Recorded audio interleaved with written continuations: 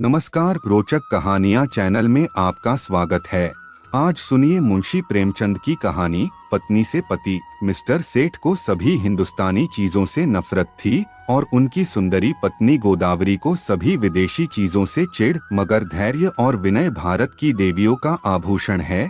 गोदावरी दिल पर हजार सब्र करके पति की लाई हुई विदेशी चीजों का व्यवहार करती थी। हालांकि भीतर ही भीतर उसका हृदय अपनी परवशता पर रोता था। वह जिस वक्त अपने छज्जे पर खड़ी होकर सड़क पर निगाह दौड़ाती, थोड़ी देर के लिए वह भूल जाती कि मैं यहाँ बंधनों में जकड़ी हुई हूँ। होली का दिन था। 8 बजे रात का समय। स्वदेश के नाम पर बिके हुए अनुरागियों का जुलूस आकर मिस्टर सेठ के मकान के सामने रुका और उसी चौड़े मैदान में विलायती कपड़ों की होलियां जलाने की तैयारियां होने लगीं। गोदावरी अपने कमरे में खिड़की पर खड़ी यह समारोह देखती थी और दिल मसोस कर रह जाती थी। एक वह हैं जो यूं खुश खुश आजादी के नशे से मतवाले गर्व से सिर उठाए होली लगा रहे हैं, और एक मैं हूं कि पिंजड़े में बंद पक्षी की तरह फड़फड़ा रही हूं। इन तीलियों को कैसे तोड़ दूं? उसने कमरे में निगाह दौड़ाई। सभी चीजें विदेशी थीं, स्वदेशी का एक सूत भी न था। यही चीजें वहां जलाई जा रही थीं और वही चीजें यहाँ उसके हृदय में संचित ग्लानि की भांति संदूकों में रखी हुई थीं। उसके जी में एक लहर उठ रही थी कि इन चीजों को उठाकर उसी होली में डाल दे। उसकी सारी ग्लानि और दुर्बलता जलकर भस्म हो जाए, मगर पति की अप्रसन्नता के भय ने उसका हाथ पकड़ लिया। सहसा मिस सेठ ने अंदर आकर कहा, जरा इन सिरफिरों को देखो, कपड़े जला रहे हैं। यह पागलपन, उन्माद और विद्रोह नहीं तो और क्या है? किसी ने सच कहा है, हिंदुस्तानियों को न अक्ल आई है न आएगी, कोई कल भी तो सीधी नहीं। गोदावरी ने कहा, तुम भी हिंदुस्तानी हो? सेठ ने गर्म होकर कहा, हाँ, लेकिन मुझे इसका हमेशा खेद रहता है कि ऐसे अभागे देश में क्यों पैदा हुआ। मैं नहीं चाहता कि कोई मुझे हिंदुस्तानी कहे या समझे। कम से कम मैंने आचार व्यवहार, वेशभूषा, रीतिनीति, कर्मवचन में कोई ऐसी बात नहीं रखी जिससे हमें कोई हिंदुस्तानी होने का कलंक लगाए। पूछिए, जब हमें 8 आने गज में बढ़िया कपड़ा मिलता है तो हम क्यों मोटा टाट खरीदे? इस विषय में हर एक को पूरी स्वाधीनता होनी चाहिए। न जाने क्यों गवर्नमेंट ने इन दुष्टों को यहाँ जमा होने दिया। अगर मेरे हाथ में अधिकार होता तो सबों को जहन्नुम रसीद कर देता, तब आटे दाल का भाव मालूम होता। गोदावरी ने अपने शब्दों में तीक्ष्ण तिरस्कार भर के कहा, तुम्हें अपने भाइयों का जरा भी ख्याल नहीं आता। भारत के सिवा और भी कोई देश है जिस पर किसी दूसरी जाति का शासन हो? छोटे छोटे राष्ट्र भी किसी दूसरी जाति के गुलाम बनकर नहीं रहना चाहते। क्या एक हिंदुस्तानी के लिए यह लज्जा की बात नहीं है कि वह अपने थोड़े से फायदे के लिए सरकार का साथ देकर अपने ही भाइयों के साथ अन्याय करे? सेठ ने भौहें चढ़ाकर कहा, मैं इन्हें अपना भाई नहीं समझता। गोदावरी, आखिर तुम्हें सरकार जो वेतन देती है वह इन्हीं की जेब से तो आता है। सेठ, मुझे इससे कोई मतलब नहीं कि मेरा वेतन किसकी जेब से आता है। मुझे जिसके हाथ से मिलता है वह मेरा स्वामी है। न जाने इन दुष्टों को क्या सनक सवार हुई है। कहते हैं भारत आध्यात्मिक देश है। क्या अध्यात्म का यही आशय है कि परमात्मा के विधानों का विरोध किया जाए? जब यह मालूम है कि परमात्मा की इच्छा के विरुद्ध एक पत्ती भी नहीं हिल सकती, तो यह कैसे मुमकिन है कि यह इतना बड़ा देश परमात्मा की मर्जी के बगैर अंग्रेजों के अधीन हो? क्यों इन दीवानों को इतनी अक्ल नहीं आती कि जब तक परमात्मा की इच्छा न होगी कोई अंग्रेजों का बाल भी बांका न कर सकेगा? गोदावरी, तो फिर क्यों नौकरी करते हो? परमात्मा की इच्छा होगी तो आप ही आप भोजन मिल जाएगा। बीमार होते हो तो क्यों दौड़े वैद्य के घर जाते हो? परमात्मा उन्हीं की मदद करता है जो अपनी मदद आप करते हैं। सेठ, बेशक करता है, लेकिन अपने घर में आग लगा देना, घर की चीजों को जला देना ऐसे काम हैं जिन्हें परमात्मा कभी पसंद नहीं कर सकता। गोदावरी, तो यहाँ के लोगों को चुपचाप बैठे रहना चाहिए। सेठ, नहीं रोना चाहिए। इस तरह रोना चाहिए जैसे बच्चे माता के दूध के लिए रोते हैं। सहसा होली जली। आग की शिखाएं आसमान से बातें करने लगीं, मानो स्वाधीनता की देवी अग्निवस्त्र धारण किए हुए आकाश के देवताओं से गले मिलने जा रही हो। दीनानाथ ने खिड़की बंद कर दी।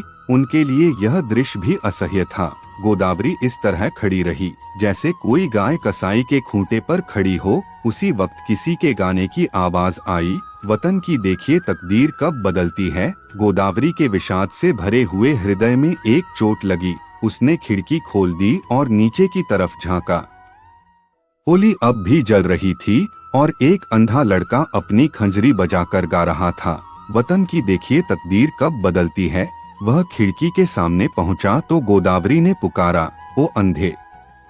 खड़ा रह। अंधा खड़ा हो गया। गोदावरी ने संदूक खोला पर उसमें उसे एक पैसा मिला। नोट और रुपए थे, मगर अंधे फकीर को नोट या रुपए देने का तो सवाल ही न था। पैसे अगर 2-4 मिल जाते तो इस वक्त वह जरूर दे देती, पर वहाँ एक ही पैसा था, वह भी इतना घिसा हुआ कि कहार बाजार से लौटा लाया था, किसी दुकानदार ने न लिया था। अंधे को वह पैसा देते हुए गोदावरी को शर्म आ रही थी। वह जरा देर तक पैसे को हाथ में लिए संशय में खड़ी रही, तब अंधे को बुलाया और पैसा दे दिया। अंधे ने कहा, माता जी कुछ खाने को दीजिए, आज दिन भर से कुछ नहीं खाया। गोदावरी, दिन भर मांगता है तब भी तुझे खाने को नहीं मिलता। अंधा, क्या करूं माता, कोई खाने को नहीं देता। गोदावरी, इस पैसे का चबैना लेकर खा ले। अंधा, खा लूंगा माता जी, भगवान आपको खुश रखे, अब यहीं सोता हूँ। दूसरे दिन प्रातःकाल कांग्रेस की तरफ से एक आम जलसा हुआ। मिस्टर सेठ ने विलायती टूथ पाउडर विलायती ब्रश से दांतों पर मला, विलायती साबुन से नहाया, विलायती चाय विलायती प्यालियों में पी, विलायती बिस्कुट विलायती मक्खन के साथ खाया, विलायती दूध पिया। फिर विलायती सूट धारण करके विलायती सिगार मुंह में दबाकर घर से निकले और अपनी मोटरसाइकिल पर बैठ फ्लावर शो देखने चले गए। गोदावरी को रात भर नींद नहीं आई थी। दुराशा और पराजय की कठिन यंत्रणा किसी कोड़े की तरह उसके हृदय पर पड़ रही थी। ऐसा मालूम होता था कि उसके कंठ में कोई कड़वी चीज अटक गई है। मिस्टर सेठ को अपने प्रभाव में लाने की उसने वह सब योजनाएं की जो एक रमणी कर सकती है, पर उस भले आदमी पर उसके सारे हाव भाव, मृदु मुस्कान और वाणी विलास का कोई असर न हुआ। खुद तो स्वदेशी वस्त्रों के व्यवहार करने पर क्या राजी होते, गोदावरी के लिए एक खद्दर की साड़ी लाने पर भी सहमत न हुए। यहाँ तक कि गोदावरी ने उनसे कभी कोई चीज न मांगने की कसम खा ली। क्रोध और ग्लानि ने उसकी सद्भावना को इस तरह विकृत कर दिया जैसे कोई मैली वस्तु निर्मल जल को दूषित कर देती है। उसने सोचा, जब यह मेरी इतनी सी बात नहीं मान सकते, तब फिर मैं क्यों इनके इशारों पर चलूं, क्यों इनकी इच्छाओं की लौंडी बनी रहूं। मैंने इनके हाथ कुछ अपनी आत्मा नहीं बेची है। अगर आज ये चोरी या गबन करें तो क्या मैं सजा पाऊंगी? उसकी सजा ये खुद झेलेंगे, उसका अपराध इनके ऊपर होगा। इन्हें अपने कर्म और वचन का अख्तियार है, मुझे अपने कर्म और वचन का अख्तियार। यह अपनी सरकार की गुलामी करें, अंग्रेजों की चौखट पर नाक रगड़ें, मुझे क्या गरज है कि उसमें उनका सहयोग करूं। जिसमें आत्माभिमान नहीं, जिसने अपने को स्वार्थ के हाथों बेच दिया, उसके प्रति अगर मेरे मन में भक्ति न हो तो मेरा दोष नहीं। यह नौकर हैं या गुलाम, नौकरी और गुलामी में अंतर है। नौकर कुछ नियमों के अधीन अपना निर्दिष्ट काम करता है। वह नियम स्वामी और सेवक दोनों ही पर लागू होते हैं। स्वामी अगर अपमान करे, अपशब्द कहे, तो नौकर उसको सहन करने के लिए मजबूर नहीं। गुलाम के लिए कोई शर्त नहीं, उसकी दैहिक गुलामी पीछे होती है, मानसिक गुलामी पहले ही हो जाती है। सरकार ने इनसे कब कहा है कि देशी चीजें न खरीदो? सरकारी टिकटों तक पर यह शब्द लिखे होते हैं, स्वदेशी चीजें खरीदो। इससे विदित है कि सरकार देशी चीजों का निषेध नहीं करती, फिर भी यह महाशय सुरखरू बनने की फिक्र में सरकार से भी 2 अंगुल आगे बढ़ना चाहते हैं। मिस्टर सेठ ने कुछ झेंपते हुए कहा, कल फ्लावर शो देखने चलोगी? गोदावरी ने विरक्त मन से कहा, नहीं, बहुत अच्छा तमाशा है, मैं कांग्रेस के जलसे में जा रही हूँ। मिस्टर सेठ के ऊपर यदि छत गिर पड़ी होती या उन्होंने बिजली का तार हाथ से पकड़ लिया होता तो भी वह इतने बदहवास न होते। आंखें फाड़कर बोले, तुम कांग्रेस के जलसे में जाओगी? हाँ जरूर जाऊंगी। मैं नहीं चाहता कि तुम वहां जाओ। अगर तुम मेरी परवाह नहीं करते तो मेरा धर्म नहीं कि तुम्हारी हर एक आज्ञा का पालन करूं। मिस्टर सेठ ने आंखों में विष भरकर कहा, नतीजा बुरा होगा। गोदावरी मानो तलवार के सामने छाती खोलकर बोली, इसकी चिंता नहीं, तुम किसी के ईश्वर नहीं हो। मिस्टर सेठ खूब गर्म पड़े, धमकियां दी, आखिर मुंह फेर कर लेट रहे। प्रातःकाल फ्लावर शो जाते समय भी उन्होंने गोदावरी से कुछ न कहा। गोदावरी जिस समय कांग्रेस के जलसे में पहुंची तो कई हजार मर्दों और औरतों का जमाव था। मंत्री ने चंदे की अपील की थी और कुछ लोग चंदा दे रहे थे। गोदावरी उस जगह खड़ी हो गई जहां और स्त्रियां जमा थीं और देखने लगी कि लोग क्या देते हैं। अधिकांश लोग 2-2, 4-4 आना ही दे रहे थे। वहां ऐसा धनवान था ही कौन। उसने अपनी जेब टटोली तो 1 रुपया निकला। उसने समझा यह काफी है। इसी इंतजार में थी कि झोली सामने आवे तो उसमें डाल दूं। सहसा वही अंधा लड़का जिसे कि उसने पैसा दिया था न जाने किधर से आ गया और ज्यों ही चंदे की झोली उसके सामने पहुंची उसने उसमें कुछ डाल दिया। सबकी आंखें उसकी तरफ उठ गईं। सबको कुतूहल हो रहा था कि अंधे ने क्या दिया, कहीं 1-8 पैसा मिल गया होगा। दिन भर गला फाड़ता है तब भी तो उस बेचारे को रोटी नहीं मिलती। अगर यही गाना पिशवास और सास के साथ किसी महफिल में होता तो रुपए बरसते, लेकिन सड़क पर गाने वाले अंधे की कौन परवाह करता है। इस पीड़ित हृदय में कितना उत्सर्ग। क्या अब भी कोई संदेह कर सकता है कि यह किसकी आवाज है? पैसा ऊपर उठाकर आप में कौन इस रत्न को खरीद सकता है? गोदावरी के मन में जिज्ञासा हुई। क्या यह वही पैसा तो नहीं है जो रात मैंने उसे दिया था? क्या उसने सचमुच रात को कुछ नहीं खाया? उसने जाकर समीप से पैसे को देखा जो मेज पर रख दिया गया था। उसका हृदय धक से हो गया। यह वही घिसा हुआ पैसा था। उस अंधे की दशा, उसके त्याग का स्मरण करके गोदावरी अनुरक्त हो उठी। कांपते हुए स्वर में बोली, मुझे आप यह पैसा दे दीजिए, मैं 5 रुपए दूंगी। सभापति ने कहा, एक बहन इस पैसे के दाम 5 रुपए दे रही हैं।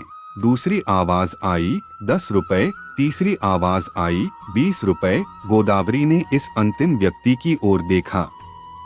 उसके मुख पर आत्माभिमान झलक रहा था, मानो कह रहा हो कि यहाँ कौन है जो मेरी बराबरी कर सके। गोदावरी के मन में स्पर्धा का भाव जाग उठा। चाहे कुछ हो जाए, इसके हाथ में यह पैसा न जाए। समझता है इसने 20 रुपए क्या कह दिए, सारे संसार को मोल ले लिया। गोदावरी ने कहा, 40 रुपए। उस पुरुष ने तुरंत कहा, 50 रुपए। हजारों आंखें गोदावरी की ओर उठ गईं, मानो कह रही हों, अब आप ही हमारी लाज रखिए। गोदावरी ने उस आदमी की ओर देखकर धमकी से मिले हुए स्वर में कहा, 100 रुपए। धनी आदमी ने भी तुरंत कहा, 120 रुपए। लोगों के चेहरे पर हवाइयां उड़ने लगीं। समझ गए इसी के हाथ विजय रही। निराश आंखों से गोदावरी की ओर ताकने लगे, मगर ज्यों ही गोदावरी के मुंह से निकला 150 की चारों तरफ तालियां पड़ने लगीं। मानो किसी दंगल के दर्शक अपने पहलवान की विजय पर मतवाले हो गए हों। उस आदमी ने फिर कहा, 250। गोदावरी बोली, 200। फिर चारों तरफ से तालियां पड़ी। प्रतिद्वंद्वी ने अब मैदान से हट जाने ही में अपनी कुशल समझी। गोदावरी विजय के गर्व पर नम्रता का पर्दा डाले हुए खड़ी थी और हजारों शुभकामनाएं उस पर फूलों की तरह बरस रही थीं। जब लोगों को मालूम हुआ कि यह देवी मिस्टर सेठ की बीवी हैं, तो उन्हें ईर्ष्यामय आनंद के साथ उस पर दया भी आई।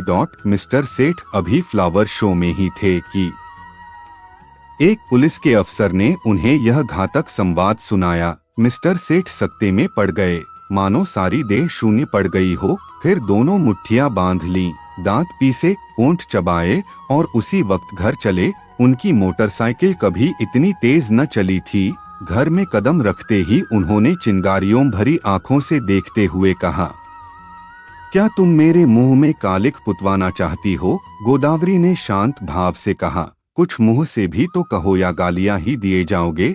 तुम्हारे मुंह में कालिख लगेगी तो क्या मेरे मुंह में न लगेगी? तुम्हारी जड़ खुदेगी तो मेरे लिए दूसरा कौन सा सहारा है? मिस्टर सेठ, सारे शहर में तूफान मचा हुआ है, तुमने मेरे रुपए दिए क्यों? गोदावरी ने उसी शांत भाव से कहा।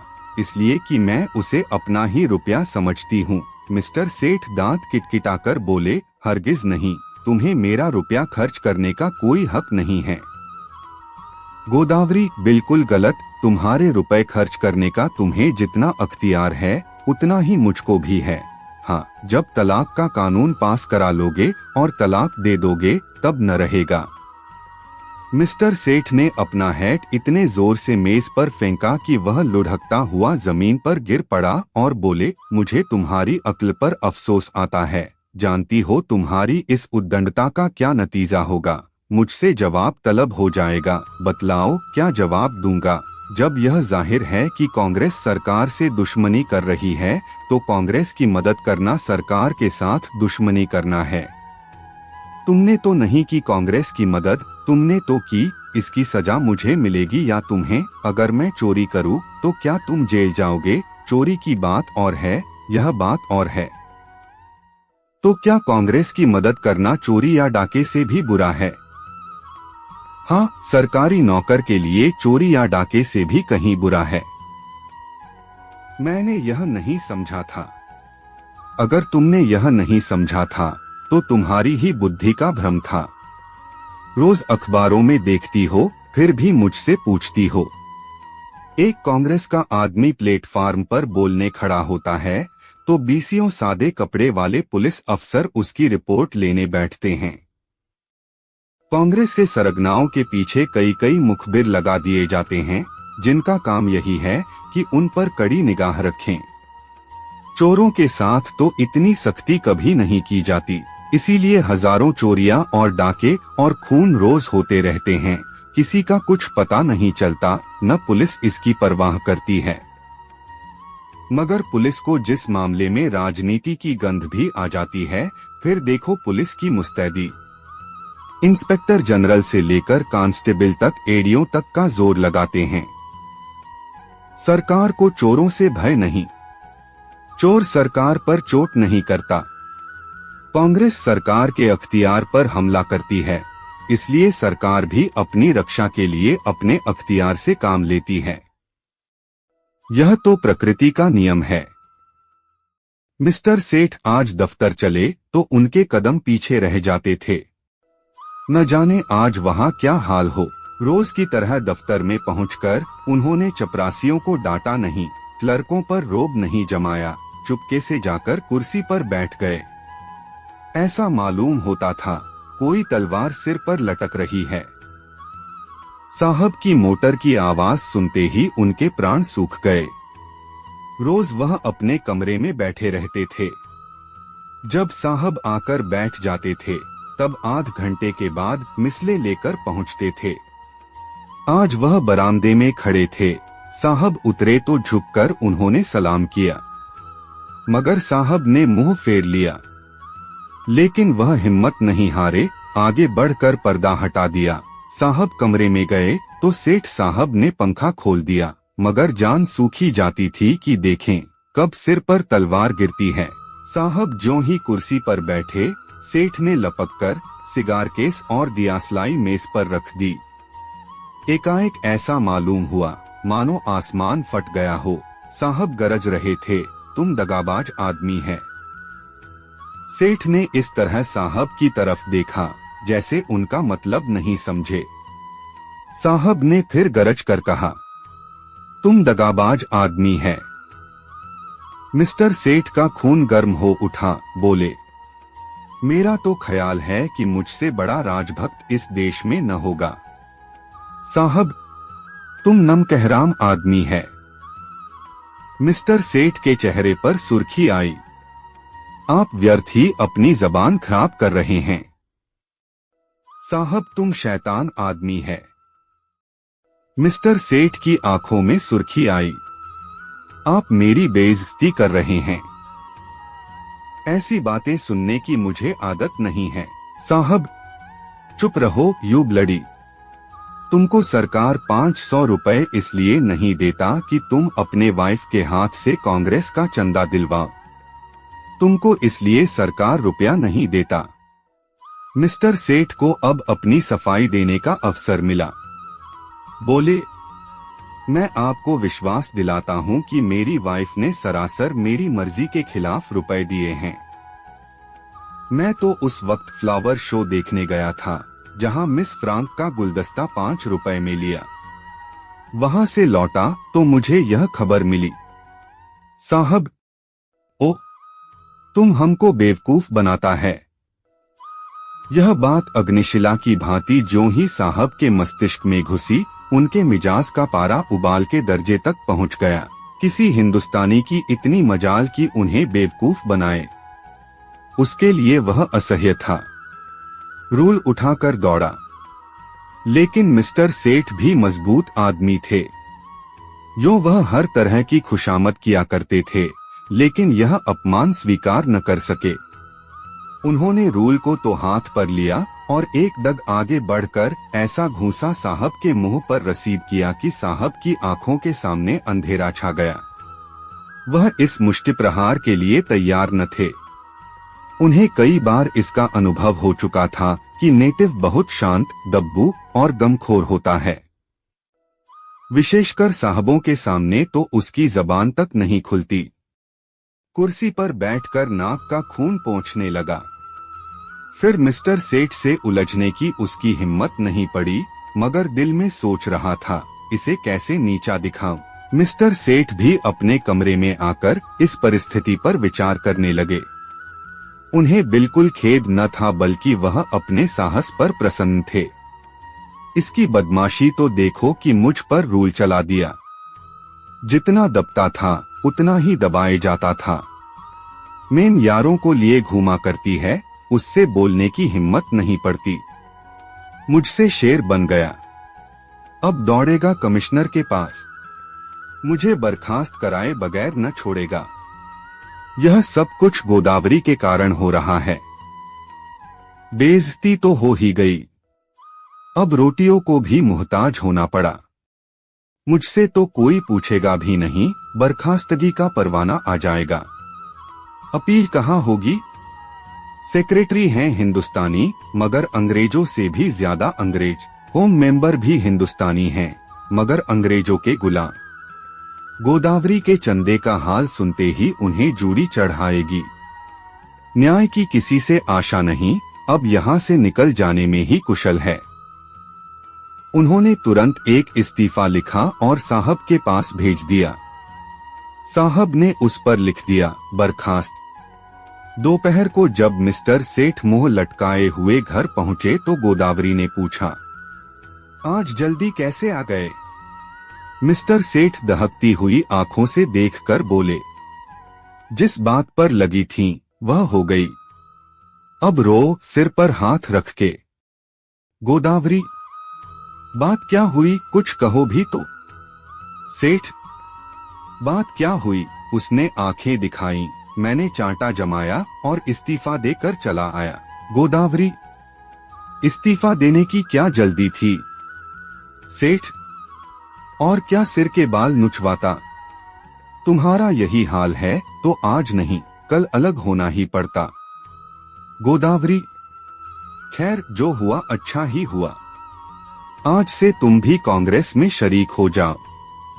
सेठ ने ओंठ चबाकर कहा, लजाओगी तो नहीं, ऊपर से घाव पर नमक छिड़कती हो। गोदावरी, लजाऊं क्यों, मैं तो खुश हूं कि तुम्हारी बेड़ियां कट गईं। सेठ, आखिर कुछ सोचा है, काम कैसे चलेगा?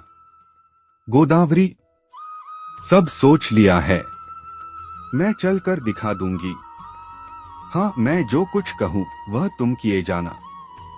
अब तक मैं तुम्हारे इशारों पर चलती थी, अब से तुम मेरे इशारे पर चलना।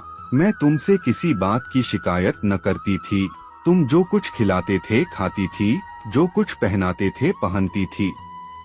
महल में रखते महल में रहती, झोंपड़ी में रखते झोंपड़ी में रहती। उसी तरह तुम भी रहना। जो काम करने को कहूँ वह करना, फिर देखो कैसे काम नहीं चलता। बड़प्पन सूट बूट और ठाट बाट में नहीं है। जिसकी आत्मा पवित्र हो वही ऊंचा है। आज तक तुम मेरे पति थे, आज से मैं तुम्हारा पति हूँ। सेठ जी उसकी ओर स्नेह की आंखों से देखकर हंस पड़े।